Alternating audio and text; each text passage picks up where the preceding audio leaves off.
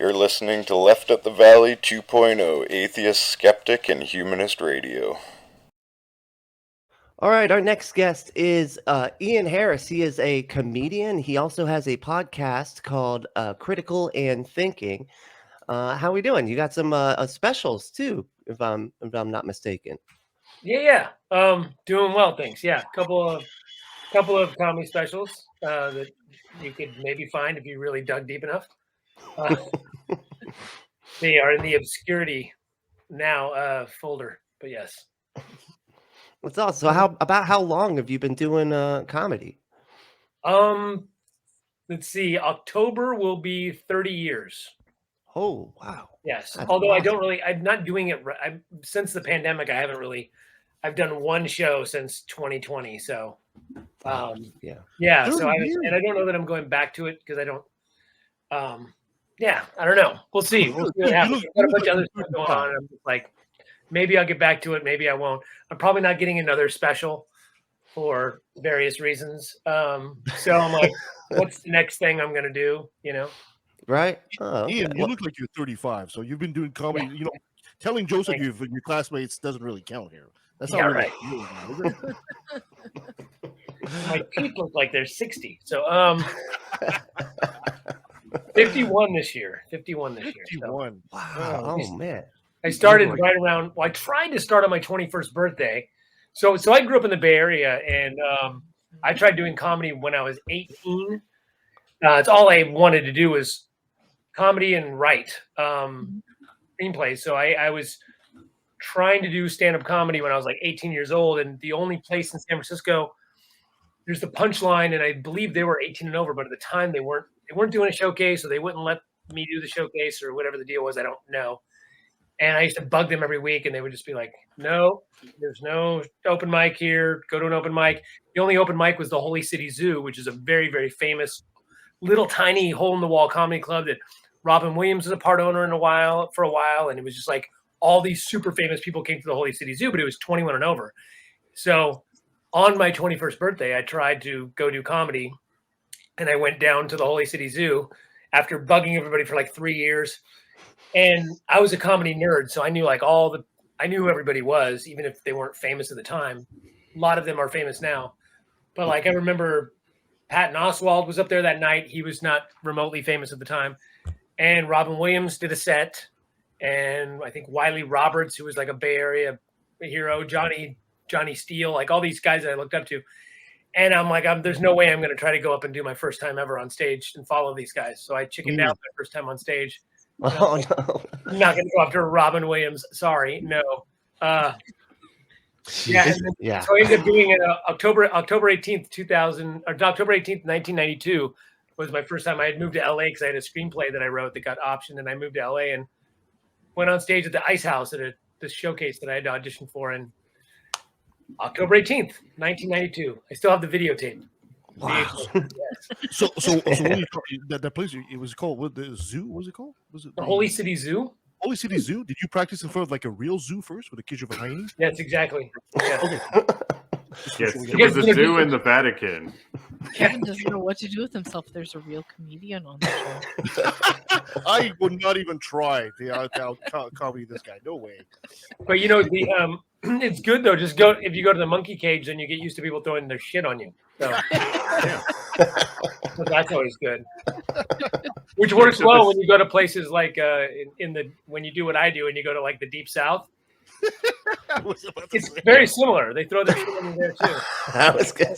Okay, so you're talking literal shit, not just emotional shit, right? Because emotionally, they're going to get you. They always throw their emotional shit. That's the. How hard is it for you to be a comedian now in a whole country that the world thinks is pretty much a laughingstock? Yeah, you know what's funny? You know what's funny is everybody. Look, I'm super liberal, but I do hate the over woke crowd, and I do think that people let the political correctness go crazy. I think they don't. I think a lot of the overly woke people are super irrational, and they're not listening to what people are saying. They're listening to certain words and getting triggered by nonsense. Yeah. That being said, the right wing in this country thinks, I hear all the time, you must be really hard to be a comedian with all these liberal woke people. And I'm like, no, actually, in the last few years, since 2016, 17, the only jokes I've ever been told not to say are Trump jokes. I would go place and they go, "Don't talk about Trump," because the people get really upset. And it's like, you mean the people that call everybody snowflakes? Wow. And they run off. No shit. Like it, and that's true. Like the only time I've ever been called names or somebody tried to fight me or whatever has always been like a Trump joke or Wow. it's weird. And it's like, and the funny thing is this, like I don't think conservative. That's the other thing. Is like what 98% of comedians are liberal. Like so, you would think it's a super high amount of people. But my friend used to say, liberals make the best comedians, conservatives make the best audiences. That was before Trump. I think there's something to that in that in the old days you would get a lot of conservative people. They might not like what you say necessarily, but they would okay, I can laugh at myself. I'm a redneck, and that's funny. And you made fun of rednecks, haha. Whereas liberal people would be like, that was great, but it really kind of hurt somebody's feelings here today. And they they get a lot of the ooh, and there's there's a lot of the. I'm from San Francisco, so like I said, so it's like the greatest comedy crowds in the world are San Francisco. Any comic you talk to, they'll tell you San Francisco is where you want to go. But it can be very judgy. They're very hypercritical of your comedy because they know comedy. So if you do anything that's hack or been overdone, they will immediately go, "That's been done. Don't do it again." But they can also be judgmental in the political correctness way. So you've got to be able to do stuff that is good. And you can be edgy, but they have to know where your intention's coming from, and you do get that where you get people who you say something, and it's always kind of like the pretty well off white people that are upset by proxy for the other people. Like if you do make a joke that's kind of edgy about somebody that might seem racial or it might seem sexist, whatever. Like it's always the people that aren't affected by it that are really upset for the other people. It's like it's like a trope. It's like a running gag where as a comic you're like, no, look at the people. Look at the black guy that I made. He's laughing. Like, stop getting upset for him. He's fine. It's a form of activism without actually doing anything about solving a problem. Yeah. They get themselves clear conscience. But it's good that it keeps you on your toes. I mean, right? It's like because you also have to know where the line is. Like, there is a line between being complete douche and being funny. Like. If you're just a shock comic for shock comic value, you probably suck. You're probably a crappy writer. You probably rely on dumb stuff. And if you also never say anything but "what's up with kittens," then you're probably suck as well. Yeah. But what is up with kittens? Well, I got a few stories for that. I have 5 cats, so I could probably do a whole lot of jokes about cats. Honestly, I bet you there's years ago we were trying to come up with like what's a tour, like they always have tours, right? Like like the Kings of Comedy, and then it was like the Housewives of Comedy, and then it was like the Rednecks or whatever the blue collar comedy. Blue collar, yeah. It was always like, and then my friend was like, "Hey, we should do one." And it's like midlife, and I'm like, "We're 2 middle-aged guys." I don't know any middle-aged guys that identify with being middle-aged guys. Like maybe middle-aged women. There are middle-aged women out there who that's a thing. But I don't know guys that are like, "I'm middle-aged. Let's go support other guys that are middle-aged." Like guys don't care about that sort of stuff. You're always trying to find the niche that is not too obscure, but it's got to be like if you want to do a tour, it's got to be like this group of people. What's something that people identify as? Like, oh, I'm an atheist. Okay, cool. Oh, I'm a Christian. It's Christian comedy. Something that people go, I identify as that thing. And you could probably get away with like cat people comedy. Right? Yeah. That could be a thing. I could see that. The crazy cat lady comedy. That's like a thing. And then you would just have, and just go up and you could be, or crazy cat person, I should say, because it's no longer, I know a lot of crazy cat dudes. Oh yeah. Yes. Just, and that would probably, I bet you people would flock to the crazy cat person comedy. Yeah, I think that could work, especially if you keep doing like misdirects at the last second and be like, "Oh no, I was talking about a cat," just to make it sound like it's about one thing, and then, "Oh no, that's a cat." Ian, have you ever played Montreal? No, I have not. Actually, I thought a couple years I was going to do the Just for Laughs, the Montreal festival, and I did not. I'm not exactly sure why I didn't do Montreal. I definitely got I wasn't allowed to do one of the other festivals. And that's a story I won't really go into, but I did get banned from a couple of comedy festivals in the early 2000s. And I don't know if that affected my Montreal or if Montreal just didn't like what I was doing at the time, but I never did Montreal. A lot of my friends did, almost everyone I know did New Faces or have done something, and I was a couple, I directed a pilot for a TV pilot that won a Montreal TV pilot contest one time. Oh, that's nice. it. Oh, wow. And I've done, I love Vancouver. I've done Vancouver. It's a great comedy. Yeah, that's where we are right now. Yeah. Yeah. Oh, yeah, that's right. One of my favorite crowds in the world. I think next to San Francisco, Seattle, Vancouver, Boston, those are probably the best comedy crowds. Oh, flattery will get your thing. Yeah. Yeah. Do you Oh, go for it, Billy. Oh, I was just gonna ask. So you were talking about like how you've gotten pushback, like don't tell Trump jokes, right?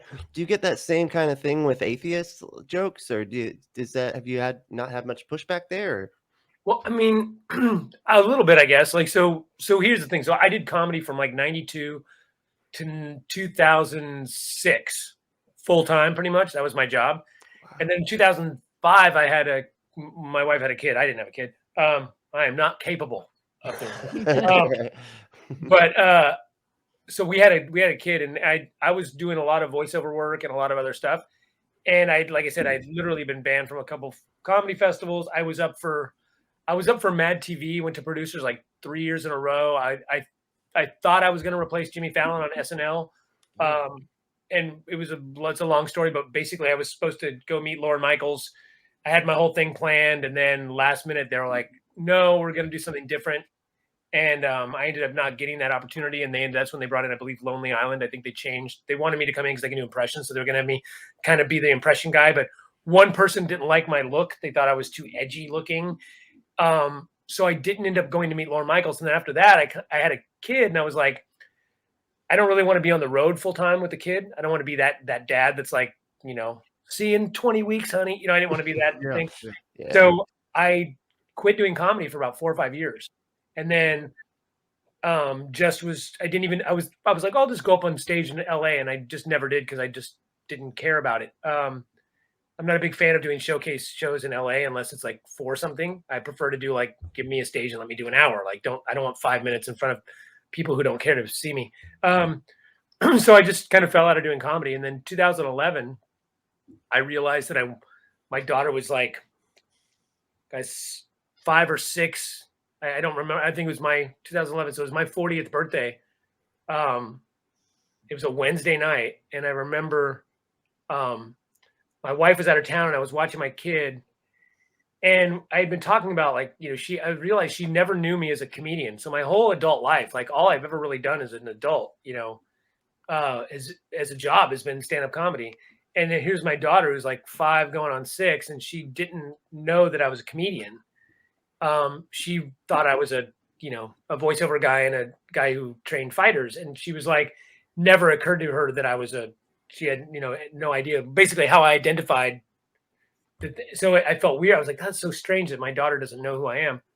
So I took her to an open mic and cause I just wanted her to see what I do, I'm like, I'm just going to go up one time and just do what I do. And it was a coffee shop. So I was able to bring a 5-year-old to a coffee shop because it was this little coffee shop in Culver City. And I went up and I just kind of crushed it because I'm, it's all a bunch of beginners doing open mic at a coffee shop. And I was somebody, toured the world for 15 years or something. Right. So I could see her face in the back, like, oh my God, like she was so amazed. And then I was like, man, why do I stop doing this? So then I decided I was just going to go on stage, and I realized I didn't need to do what I did before. Like, first off, my comedy was getting old. My material was getting old when I quit. Yeah. And then it's 5 more years so I'm like, I threw away my entire act. I said, since I don't need this for a living, I don't care if anybody books me. I'm now 30 something with a kid. I've already been turned down for SNL and Mad TV 3 times in a row. I'm not going to go to Montreal, or I'm not a new face anymore. So I'm like, I'm just going to go up on stage when I feel like it and just riff and just talk about whatever the hell I want to talk about. And if people hate me, I don't care because I'm not there for them. I'm there for me. And that's when I started doing a lot of jokes about religion and skepticism, because I'd always sprinkled it in because I've been an atheist my whole life and I've been a skeptic my whole life. But before it was, I did regular comedy, and then I would mask the other stuff. Like, what's up with these ghost shows? And I would talk about the ghost shows, and I would put in all my little jabs at religion and stuff, but it wasn't all about that. And usually people liked me and they'd go along with me at that point, or I'd do some characters and it was always fun. And sometimes it'd get a little edgy where people were like, ooh, but it wasn't a big deal. So then in 2011, when I started doing comedy gigs, like, I'm just going to go up and talk about religion, and I'm going to, and just things that people believe without evidence, like Bigfoot and ghosts and astrology and anything that is nonsense, and just talk about it. And then I said, I'm going to put it together an hour and I'm going to tape it just so my daughter can have something that I can show her when she gets older. She can look at what I do and go, oh, that's what my dad used to do, and I don't have to worry about it anymore. And that evolved into this whole, I started touring a little bit with some friends, and we started doing, long story long, all the clubs that I worked at for years and years wouldn't have me back. Really? Oh, wow. Because they were like, well, we haven't seen you. What are you doing now? And I'd go, oh, I'm doing this. And they'd go, no, we're not having you come on stage for 45 minutes and talk about religion. No. If you want to do what you used to do and do impressions and do this and that, please come back. We'd love to have you. So I started booking my own. I would call them and I go, do you have a night off? And they go, yeah, about Wednesday. So I would book Wednesday and I would just four-wall it, and I'd hit up all the atheist and skeptic groups in the area. And then I started renting theaters and I started doing that. And every now and then a club would be like, cool, come back. But most of them were just afraid that I was going to piss off the crowd. And so when I was doing my own shows, like I was marketing and targeting groups that were sympathetic to what I do. Or I would run an ad in the newspaper or on the radio, and I would say, this is what I'm doing. And if you come and you don't like it, you're a moron. Like, you shouldn't have come in the first place. It's very clear what I'm going to do here. Right. You're going out of your, and we still had people do that. They like read the whole write-up in the newspaper, and like we could cover stories, like coming to whatever. And they'd read the whole article and they come and they go, well, yeah, I was really mad what you said about Jesus and blah, blah. I'm like, you had to come out of you had to buy a $30 ticket to go to a theater on a Wednesday night in Tucson, Arizona, to be mad at what you read about? Like, they're called Karen. They're called Karen. That's what they do. Yes. Like, I just read the word comedy, man. I don't. That was it. That's all. I stopped after that. I can't read. I don't know what it said. So it was. But the weird thing though is that because I wouldn't just do religion, I'd talk about other stuff as well. People usually they'd like part of what I did, right? Oh, I loved how you talked about astrology, or the Christians always had no problem if I made fun of Islam. They had no problems if I made fun of Bigfoot. But as soon as I talked about Jesus, or the new age liberal type people might come in and love all my religion bashing and all that, but they might believe in astrology. They might be like, well, astrology's real, and I'm a Sagittarius, so I didn't like you. And so I would. They always have to ask your sign first, though, too. Well, yeah, of course. Like, what's your sign? And you're like, it's this. And they're like, oh, that's the opposite of mine. So that's the way I knew I hated you. Right, exactly. Yes, it's so yeah, so I had a lot of that kind of stuff going, and it was but yeah, I mean, I didn't really, but even doing those shows, I would get the people go, hey, you might not want to bring up Trump. Like there was a show, so my podcast partner and I, Ty Barnett, he's not an atheist. He's a pretty decent critical thinker, but he never considered himself a skeptic. He's not religious, but he's also not atheist. But our idea when we started doing another show, so I was touring my own thing. We had Evolution of Comedy, and then I just toured on my own. And then my thing built into the taping that I did. I was going to do it live for Sirius XM because it was the night of the Mayan apocalypse. And the idea was that when the world doesn't end, we're going to go live at midnight East Coast time, 9:00 my time. And it was like a Friday night. And I sold out a theater, and I gave the money to CFI, who was across the street from the theater. And it was just going to be something I did for fun. And I asked my friend if he would come and tape it. He's a film guy, worked in film a lot. And he goes, why don't I just come down and bring all the cameras and the jib and do the whole thing? And why don't we tape it like a special and see what you can do with it? And so I had Emery, who's, I don't know if you guys know Emery. He's used to run Ardent Atheist podcast, and him and Heather, his girlfriend, they've been around forever. And he also used to be a comedian and directed a couple comedy specials. So he directed it, and we turned it into a special and ended up selling it as a comedy special. And and then from there, it's like, then all of a sudden I had this brand of like that's what I do. Is the atheist comic or the skeptic comic. That's I'm just glad you didn't have to start back with your daughter watching in the background as a young child and start back since you got no material. You had to start with the poop jokes and right. It's been a long time. I've been out of the loop, guys. It's funny because in the first special I did, I closed with a joke about more of a story about my daughter, and people always go, "That's one of my favorite jokes." And the funny thing about it is, the way I tell it literally how it happened. And it wasn't meant to be a joke. And the other thing is it's the only joke I didn't practice. So I had written the joke like maybe 6 months before I did the special, but I purposely never did it on stage because I didn't want to tell the joke. I didn't want to I wanted it to feel like I was just telling a story. So I actually just told the story from memory on stage and I closed with it. And people were like, "You're crazy closing with something you've never done on stage before."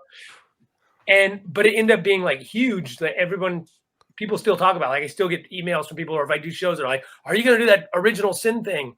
And it was just, and it's funny because it came organically. I was literally trying to write a joke about original sin, because I was trying to hit every topic that I thought was stupid in whatever, in anybody's beliefs, from alternative medicines to whatever, and all the Bible things I thought were silly.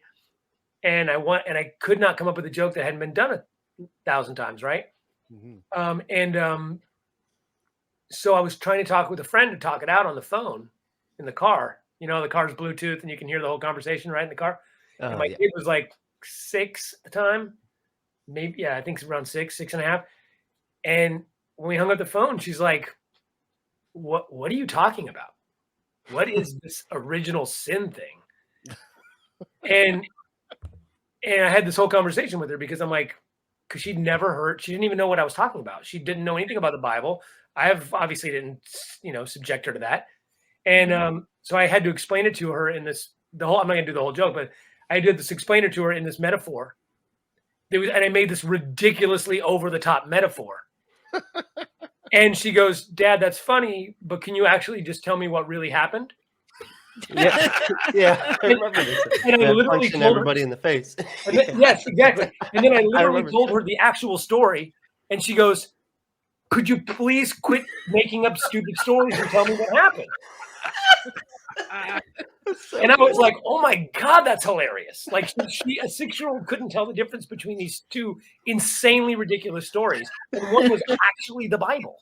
That's brilliant. And I just like, I got to tell this on stage and see how it works. And it's funny. It's like the only time I've ever done that, though. I've said it before because the whole story is insane, but we're used to hearing it. So it doesn't sound insane to us. But if you can remove yourself from knowing it, you're like, "What in the hell?" Like, all of it. You're like, "This is crazy." The familiarity with it is what, I think it's also the veneer of an ancient text that gives it somehow some clout that it doesn't deserve. People think because it's an ancient text, it's something from the old days. Somehow it has merit. But when you dumb it down, saying, "Okay, so he sacrificed himself to himself in order to save us from himself because some dirt man and a rib woman took advice from some dietary advice from a snake in a magic garden." It sounds so stupid, but it's in a nutshell, that's what it is. Yeah. No, but the funny thing too is that I actually, when I opened that show, because it was the apocalypse, and I had my friend who's a big voiceover guy do a Morgan Freeman impression, and he opened it up by saying, "This is God. Welcome to the apocalypse."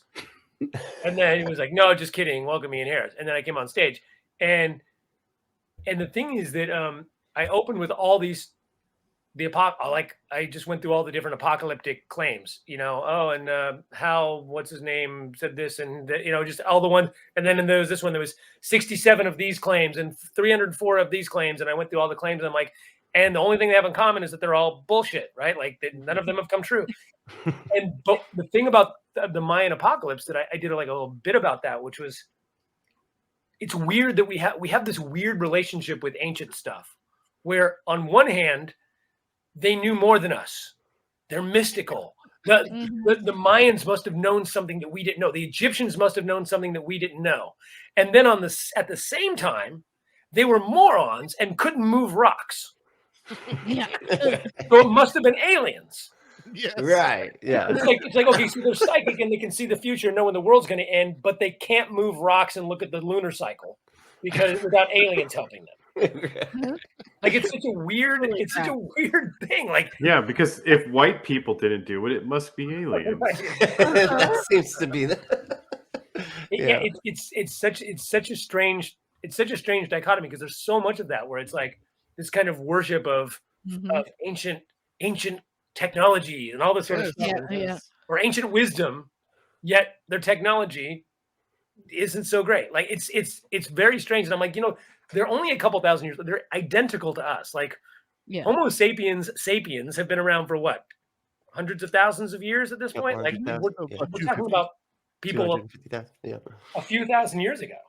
With the exact same brain and whatever, and it's like, and it's so like I don't know, egocentric to think that we could create computers and put stuff into a little chip, but there's no way they could cut down a tree. It's just too complex for them. But listen to them because they know when the world's going to end. Right. Right, because we have this magic text that everyone has said magic our whole life, right? Like our whole lives, they told us this is magic, this is literal magic, and I think we're so used to hearing that we're so willing to accept it, right? The people in the past had some magic, and the magic's gone now, but it existed, I swear. Right. It's funny though. So like I told you, my podcast partner Ty, he's become more and more skeptical. I think he's developed this critical thinking stuff a lot more on doing the podcast because we talk about that stuff so much. And he was never a political guy. He says he's like super political, and he's just like me, where it's like, vote, get out, but whatever you got to do, like all this. But there was a piece of that he always says, he goes, I'm ashamed to admit the first time I ever voted was for Barack Obama. Because I was like, oh, a black guy might win presidency. Yeah. So he voted, he goes, the first time I ever voted was for Barack Obama. And then now he's like, he votes local. He does everything that you're supposed to do. But his critical thinking skills have gotten way better on our show because of just the people we have on and the stuff we talk about. Also, seeing how the country has gone. But one of the things that it's funny to me to see from an outsider's perspective. We talk about like the QAnon people and stuff. And he's like, how do they not see how absolutely insane this sounds? That they think like JFK is going to come back from the dead and JFK Jr. and they're going to be Trump's vice president and anoint him king.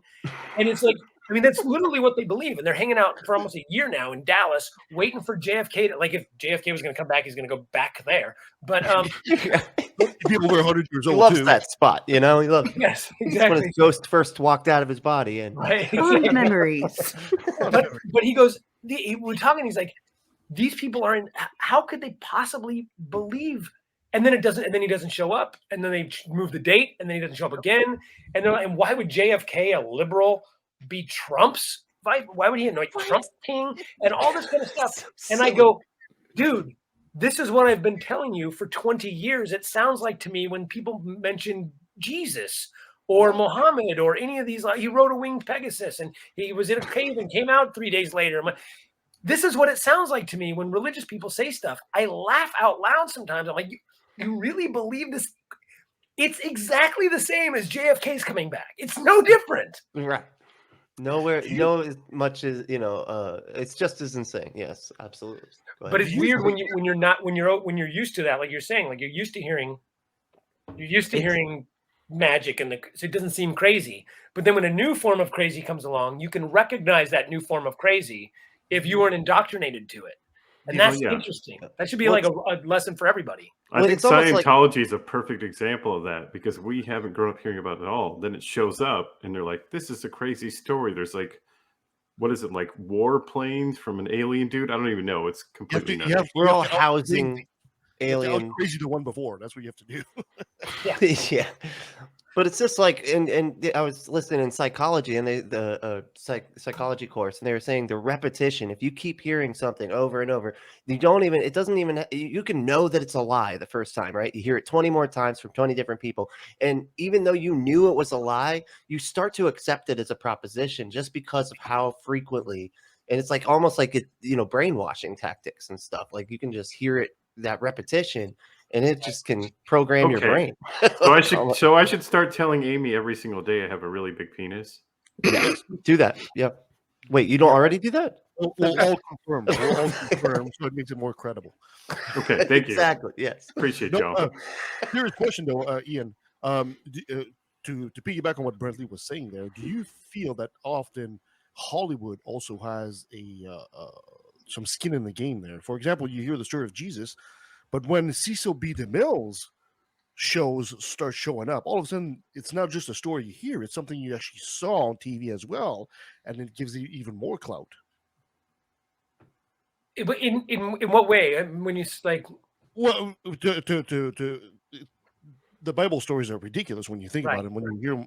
But if you hear them and then you see them on the big screen, they become part of the fabric of the culture, and they become so much more easily acceptable and to be absorbed by the public. Yeah, praise Iron Man. I think that's true, but yeah, that's a good thing, like a good point. Like I, as a writer, I write screenplays and make movies and trying to do more, but then I wish I could do a higher level. But the point is that I've written a lot of stuff and whatever, and I study screenwriting, and I have a fundamental problem in my writing is that I have a hard time suspending disbelief. And I'm kind of an analytical person, so I always solve every problem. So when I'm watching a movie, I'm like, well, all she has to do is tell the guy and it's over. Like, why does she not tell him? Just tell him, and then it's done. Like, like the guy who's undercover and he doesn't just pull her aside and go, look, I'm undercover. Just don't tell anybody. My name's Bob. You don't have to drag it on until she goes, well, your name's Bob and you're a cop. I hate you. And then there's got a romantic comedy. I'm always trying to, and so I have a problem when I'm writing where I'm like, well, I could just solve this right now. I have to make sure, which makes my writing good sometimes, because I really have to make sure the problem's good, or that there's a serious problem that you got to solve. But it also can make my writing really horrible, because sometimes I'm just solving stuff too quickly and just not. And where's the drama? Solved like real quick in the most logical way. Well, yeah, no, because I've seen it. You have to think of these characters like when you're writing stuff with like that. Characters like sometimes aren't people, because people will just communicate. Right. Like you said, pull aside and be like, hey, we should just talk about this real quick. Instead, it's like, no, I'm just going to hush up about this, and the drama will build as a result. Right. Yeah. You wouldn't have any Zach Morris hijinks because everybody'd be able to figure Zach Morris is trash. Watch that on YouTube. It's funny though, because what I've really forced myself to do is like, when I think about, like, I like horror movies. I think they're fun, but I don't get scared of horror movies because I don't believe in magic. So I don't believe that demons are coming back, or that the ghost is there, or whatever. It's laughable to me. So I like, if it's a good movie, suspenseful, I can go with it, and in their world, the ghost exists. I'm okay with that. If I watch Harry Potter, I can totally believe in that world, magic exists, and I'm fine with it. Dragons exist, cool. Iron Man, totally cool with it. Spider-Man, sure, in that world. And I try to treat religious stuff that way, but it is really hard because I'm like, I know that other people think it's real. Mm-hmm. And so it makes me really like when any script that comes in, that I have to work on, or my daughter's an actress. So it's like, I'll read scripts with her and I'll see it. And it's like, anytime they mention, like, there's a character that mentions God, it drives me nuts. But I'm like, well, you know what? Most of the planet, it's not that weird that the mom's like, you got to go to church, honey. Like, I'm like, I would never write that. But I'm like, well, the rest, as long as it's not like some stupid preachy thing.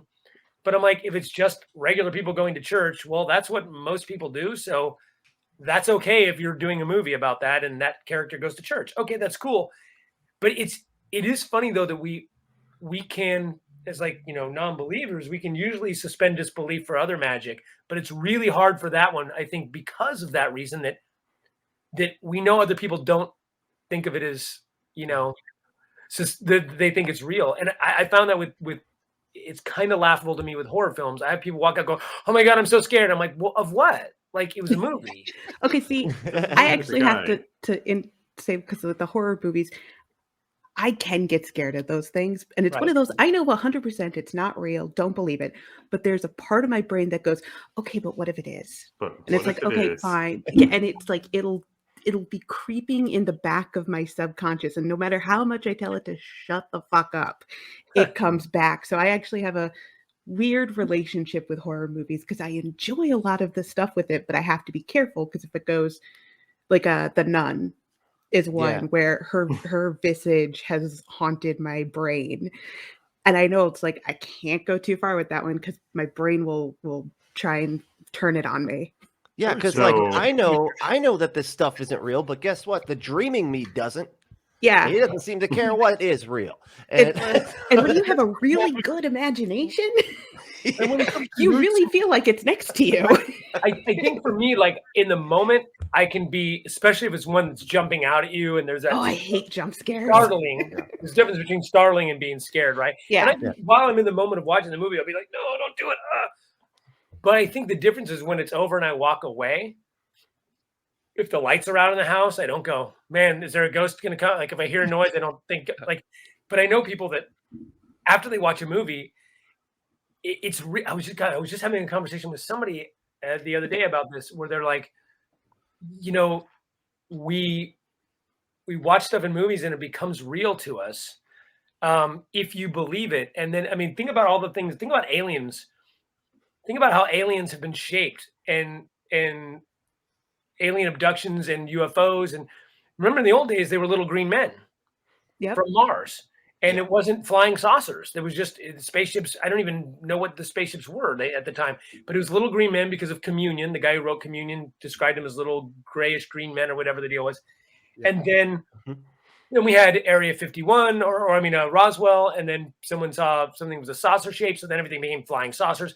And then when Spielberg created Close Encounters, and all of a sudden they came out these long, spindly gray things with big eyes and bulbous heads.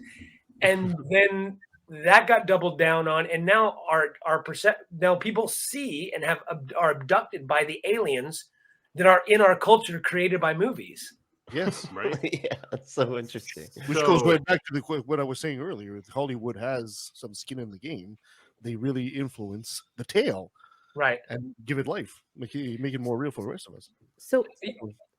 Another big influence also is podcasts and stuff. And I have to note that there's some similarities you have with someone because you're both bald.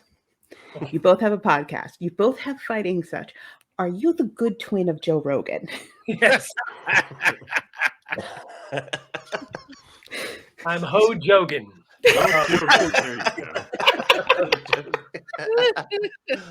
You know the funny thing about the Joe Rogan thing is, and I see people and it drives me like, Ty and I talked about this on our podcast. Like, I actually know Joe. I mean, I don't know him really well or anything, but he actually is a decent guy. And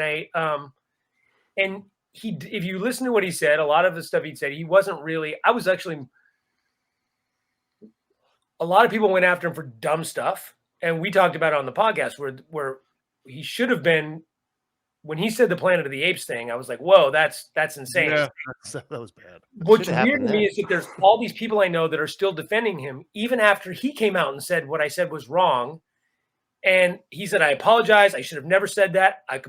Even after he took ownership of it and said, yeah, it was really messed up of me to do that. There are still people out there going, why should Joe Rogan have to apologize? Ask him. He freaking apologized. Like, he did it. Yeah. I mean, because it's wrong, and maybe it was a different time. And maybe he was just trying to be funny. And maybe he was just trying to be edgy and poke the bear. And he doesn't really believe those things, which I know he doesn't because I know him. I know, at least I know him enough and I know who he is and I know about him. The anti-vax stuff, again, some of the stuff he said was completely stupid and ridiculous. And I hate that he platforms morons like Jordan Peterson and this Alex Jones. Yeah. But at the same time, he also platforms people who do get to, like when he had the moon landing thing and he brought on Neil deGrasse Tyson and he played the dumb guy. He goes, I'm too stupid to understand this. Explain it to me. And he had Neil deGrasse Tyson explain him why the moon landing is real and blah, blah, blah. And he walked away going, cool, thank you. And I bet a lot of his people who listen to him that believed the moon landing was fake probably walked away from that going, oh, all right, cool. Now I get it. Same thing with the flat earthers. Like one of his buddies is Eddie Bravo's a big flat earth guy. And he had another physicist or somebody come on and explain why the earth couldn't be flat and whatever. And it was great. And I think he's usually really good at playing dumb. He's not as dumb as he plays to be, but he also isn't he's not like super smart or anything like that, I don't think. But he plays this, what makes him a great interviewer. I'm too dumb to understand this. Please explain it to me. The downside to that is either he is kind of dumb or he believes it. So he brings on other people like the Jordan Petersons and people like that are good with word salad, that maybe have some sort of expertise in some sort of field. And he does the same thing with them and makes them look smart and makes he keeps having this Robert Malone, the guy who worked on the mRNA vaccine, who says he invented it. And he's like, and that's where he got some of his anti-vaccine. Like you listen to his stuff. He says, get the vaccine. I'm not anti-vaccine. Early on, he's like, there's a lot of morons out there that are going to be anti-vaccine. He said that over and over. And then his position evolved into, I'm not anti-vaccine, but I don't think everyone should have to get it because if we're healthy, we're going to live. And that was shaped by people that are smarter than him that don't know what the fuck they're talking about. Mm-hmm. And that's the problem with Joe Rogan. And I think we need to push back on that. And I think that, but it's just, I'm tired of the people on the right who are like, Joe Rogan was canceled. No, he wasn't. He's still on. If anything, they just said, hey, you got to be more responsible. And these ones, and the times where they're like, he said the N-word 77 times. Well, did he? I mean, the Planet of the Apes thing was ridiculous. And he should be whatever. That should be taken down. He should be reprimanded, whatever. He apologized. If you have issue with that, which I do, for sure. But then people go after stuff where he was quoting something and quoting a quote and said that someone said this thing. Like, you can't really say that he said it. He's quoting somebody else who said it and saying why it's bad. Like, that's where we need to stop. I say me, anyone on my side of history, the left. Sometimes it's overboard, and it's like, the Planet of the Apes thing was enough. We could have just gone after him for the Planet of the Apes. The anti-vax stuff was enough. Here's the 3 things he said, and this is why he needs to stop doing this, and this is why Spotify should do something about it, and this is why they should put a warning up, or take those off, or put up some facts there so he doesn't influence his audience who aren't that bright. But then to go after all these other things that are irrelevant, it does make it look like a witch hunt, and then the people that aren't smart enough to discern the difference go, see? Yeah. What's interesting too is like, we always talk about how he's got these, 11 million views like monthly or whatever, right? And we're talking about that and we're like, that's why it's so important. But the thing is, I think we're looking at this almost backwards, because the reason he has 11 million views is because if he just interviewed like actual experts all the time, that's not sexy enough. That's not controversial enough. So the things that got him the 11 million views that are now we're going, you need to be responsible because you got 11 million views. It's because of having those, those problematic people on the show. That's what makes the money. And it's sad, but it's true, So it almost works backwards. It does make me wonder, though, because Jonathan Van Ness from Queer Eye has a Netflix thing that he's doing and has a podcast that's very similar. Well, that basically is him asking questions to experts, and it'll be interesting to see how the numbers play out between the two. Well, I think I actually don't really have a problem with even though I said the words platforming, I hate that. I hate saying platforming, because the fact is that if you don't platform people that have bad ideas, they find another platform and they're still platformed. For me, I don't mind bringing on an idiot or somebody who's got bad ideas, as long as I'm equipped, or bring somebody else on who's equipped to push back on those ideas and challenge those ideas. I think the problem with Joe is that he isn't necessarily equipped, or at least what works for him. He might be super smart. I don't know. But what works well for him is going, I'm a moron. Explain this to me. Like, it just seems to me that this would be weird. And he asks the questions that the dumb people who listen to him ask. And if he's got somebody who's on the right, like, again, he's got an epidemiologist on, or he's had some amazing guests on. I mean, my friend Danielle Bellelli's been on there before. I believe, I mean, there's a few scientists. I don't know if Carr Santa Maria. I mean, there's a few people that have been on there that are great. And it's like when he has them on and he plays that, we get information. The problem is that he does that for the people that have misinformation as well.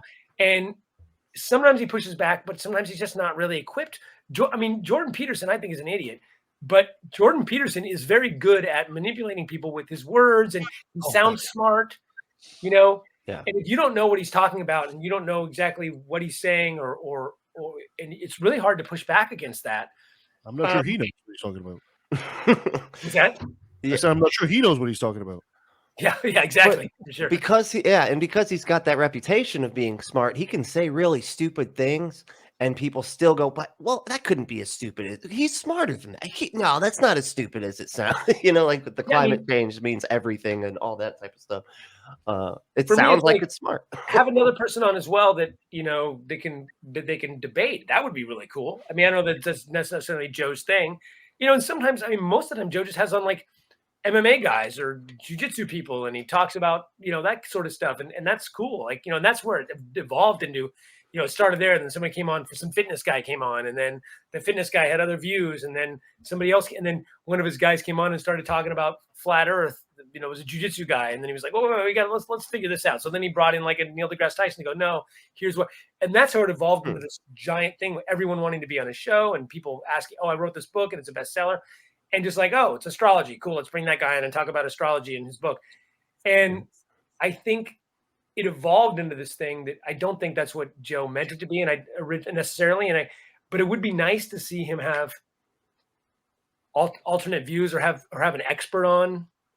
And maybe that's the problem. Maybe he thinks these people are experts. Maybe he thinks Robert Malone's is the expert, or but it's like somebody posted a thing where it's like 9 out of 10 dentists say this, and Joe's like, yeah, but what's the 10th one? Like they're not letting you hear his voice, right? Like, right. That's so funny. I just posted that the other day, and we already brought it up once on this podcast. Oh, really? Just brought it up again. That's great. Because it is that there's that whole like, that's the thing with conspiracy people. It's like, well, but what if, right? And it's like, have any of us actually been to a dentist though who didn't ask if we were flossing? True. I would like to know if this 10th doctor actually exists. Right. One dentist is like, I don't believe in it. I don't believe in it. Okay, that shit gives you cancer. That's what happens there. You can spread out your gum from your teeth. Come on now. I got one last question for myself there. The late great Christopher Hitchens used to say that laughter is the beginning of emancipation. We've reached kind of a phenomenon in the past 20 years or so that comedy has been replacing news as a source of information. You think of Jon Stewart, The Daily Show, Colbert, and all that stuff. Do you think this has, although we'd love to laugh and we can tackle some taboo subjects with humor, has that actually benefited us as a society, or has that maybe become a bit of a hindrance, especially regarding where we are now with the access of information and misinformation? It's a good question. I think I've always said that, what I love about what I'm able to do is that comedy opens up the little crack in people's defenses and allows you to talk about stuff. Like I said, I mean, if I'm on stage for 50 minutes and I make a joke about astrology and Bigfoot and whatever, blah, blah, blah, and you're laughing at all of it, and all of a sudden I talk about your religion and everyone else is laughing and you're not, it makes you go, wait a second, this is ridiculous as the thing I was just laughing at, usually, or at least makes you go, oh, what am I missing? Or whatever that is. If you're laughing at the religion joke and then the astrology stuff, everyone else is laughing and you're like, but I believe in astrology. Well, wait, is it silly? And it's a good way to couch ideas in, for sure. But yeah, the downside to that though is that just same with movies, by the way, right? You can, but the downside of that is, of course, it also can bring in misinformation. And if it sounds good and it sounds funny and it sounds logical in joke form, then yeah. But I mean, I think ultimately the biggest problem is it still comes down to people. It still comes down to, like we talk about this on our podcast all the time, where it's like, ultimately people are still voting for these people. Like when you think about, everyone looks at like a Marjorie Taylor Greene or a Mitch McConnell, and you're like, man, these people are just obstructionist assholes who don't want to do anything. and we know sees and goes, why? But people keep voting for those people. So at some point, we have to be able to go, you need to learn critical thinking skills. You need to watch Joe Rogan and go, okay, Joe, you're not thinking critically here. Let me look that up and see. Don't just watch the YouTube video that confirmed my bias. And that's a public education thing. That's learning how to discern what's good information. And yet you might watch George Carlin and go, wow, that guy said some amazing stuff. The next step should be, let me look and see if what he said was true. And let me check the sources on that. Most people walk away and go, well, George Carlin said. And the good thing is that there are people that are right.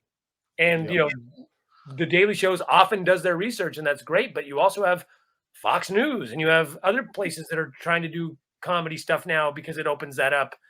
Oh, God, that's crazy. Yeah. Ian, thank you so much for being on the show with us today. Really appreciate that, man. I was my great. pleasure. If you to find out more about your comedy, and where can you find you? Well, my website is skepticcomedian.com or ianharriscomedian.com, or my YouTube channel. You can just Google me and go to my YouTube. I have put both of my comedy specials actually on my YouTube, because one of them, both of them really, the distributor were after they did their 2 years of airing on whatever network they were on, Hulu or Amazon or whatever, and then issues with distributors. So now that I have the rights back, I just said I'll give it to everybody for free. Nice. And then one of them is still on Amazon. It'll be on Amazon Prime probably for eternity. So yeah, my last one, Extraordinary, is on Amazon, and my other one, Critical and Thinking, same name as my podcast, and also Extraordinary, both on my YouTube channel. And then follow me on Facebook, Instagram, Twitter, whatever. It's always at Comedioker, like comedy and mediocre portmanteau. Clever. Ian, thank you so much for doing this. Before we let you go, I gotta have you say hi. This is Ian Harris, and I took a left of the valley. Hi, this is Ian Harris, and I took a left of the valley. Perfect. Oh, yeah. And that was Ian Harris. Funny guy. Great comedian. And I think he made some extremely valid point on a lot of subjects. The thing about comedians is we never think of them as very deep people, but you start talking to them, you realize a lot of them are a lot smarter than you think. And it does take some really good chops to be a comedian and be able to do some good timing. What do you guys think? Yep. Yeah, absolutely. It's they think about agree. Yeah. Concur. This is the point. Ian's got the deep insight, and now I'm asking you guys, what do you guys think? Yeah, absolutely. Yeah, well, Ian did it all for us, okay? Yeah, they have to think about things more, because it's like you have to look at it from all these different angles to come up with the joke that they know will tickle you, and it's so they have to think about it deeply. God, that's so I think it also depends on the comedian. The better the comedian, probably the deeper they can go. Some of them, they're just a shallow pool. That's true. Absolutely. Exactly. Well, thank you so much to Ian Harris for being our guest, and thank you to my co-host Sabrina Brent Lee. No, Sabrina's not here. You're right. Oh, shush, She's just a right disembodied here. voice. Brent Lee, Curtsy, and Curtsy's the disembodied voice now. You can see the flash from my glasses. You can follow us at leftofthevalley.ca. You can follow us on Twitter at LATV Podcast. You can follow us on YouTube or on Facebook /.com Left of the Valley. Give us a 5-star review where you find us. Helps us and helps others find the show. Send us an email at leftofthevalley@outlook.com. Become a patron. Go to patreon.com/LATV and help us grow the show. What am I missing? Nothing. Bradley, go for it. What do we got coming up? Okay, so definitely check out the Unapologetics panel stream on YouTube, and definitely check out the Unapologetics podcast. Both of these spelled with an X. Nikki's back, and the show's kind of in full swing now, so it's really great. Not quite as good as our show, but it's a great show. It is a great show. I plug you guys every time I put a video up on YouTube. Week we have our old friend David Fitzgerald is coming back and talking about Mormons. That's going to be fun. And after that, we'll have Nick Fish coming back versus guest. And going in March, we'll be talking to Dr. Ben Davis. We'll be talking about documentaries. And we'll have Valerie Tirico. We'll talk about wokeness. And we'll also be actually recording with the Free Prophets as this crew is going to be going. And then we'll be talking to Gerald Posner, talking about God's Banker. And also we'll be talking to Kathleen and Aubrey, an atheist and a Christian. And coming on the pipe, we'll have Seth Andrews and Eli Bosnick. Lots of great stuff happening on here. Jeez, Wow. busy for part of the year. That's the way we like to keep it. All right. Anything else to be done? Have a great week. Until next time, guys. Oh yeah.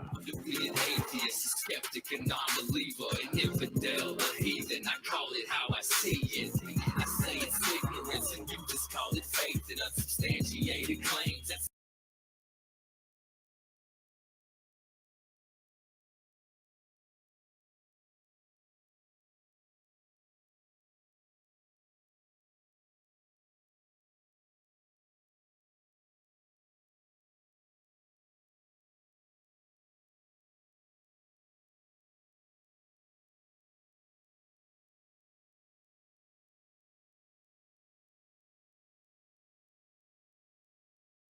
We don't want to tell you that, Fuck. so you can Well, 'cause hit. you don't hear your. You know, I was like talking to my wife, and she was like, I was going to go ahead and have some sex with her. And so I had to go and buy a massive 50-gallon drum of lube because you know how that goes with women. Excuse me, I had to yak. It's got the best CDB oil, and all you got to do is put in Shapiro at checkout, and all you got to. Right. So, you know, in the oil, you know, you just want to get the right oil, and you don't want to get like the, you know, crazy liberal oil because, you know, liberals love lube. Hold on. They don't like oil. They don't like oil at all. Nobody's trying to get one. There is no such thing as lubrication, solar lubrication. It doesn't exist. You got to go with oil. You don't have any right on a pan, you can go to your car. Hey, there's a little dipstick in there, and you can just stick it up. No, I'm just kidding. Don't do it. Don't do that. No, bad advice. please don't. That's bad Please Don't do don't. No. See, this is part of the reason I don't have a car. Doesn't worry. I'm not going to do anything. advice.